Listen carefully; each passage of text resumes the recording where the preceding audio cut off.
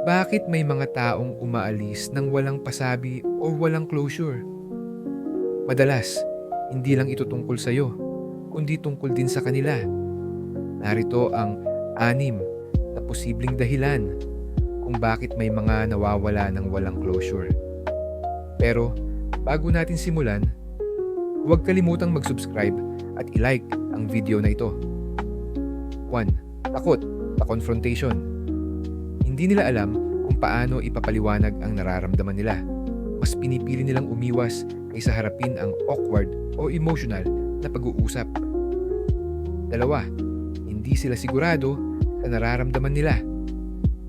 Minsan, hindi rin nila alam kung gusto pa nila o hindi. Sa halip na magbigay ng maling sagot, mas pinipili nilang manahimik.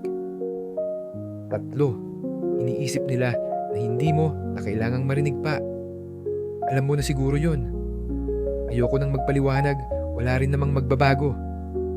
4. Ayaw ka lang nilang masaktan. Pero ironically, mas masakit ito. Iniisip nilang ang paglayo ng walang paliwanag ay mas mabuti kaysa direktang sabihin na tapos na. Ang totoo, mas masakit ang biglaang pagkawala kaysa sa isang malinaw na dahilan. 5. May bago na silang pinili o mas mahalaga sa kanila. Minsan, may bago na silang pinili or mas mahalaga sa kanila. Hindi nila gustong magmukhang masama, kaya pinipili nilang hindi magsabi ng totoo. 6.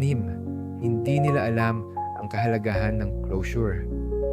Hindi lahat ng tao naiintindihan kung gaano kahalaga ang closure.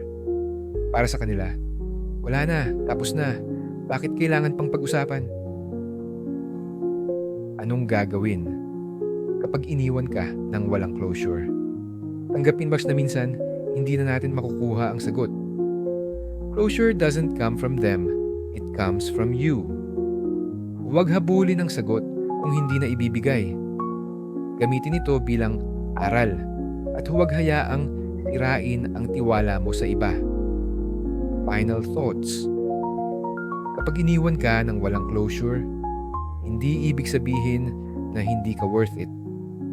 Ibig sabihin lang, hindi sila mature o handang harapin ang sitwasyon.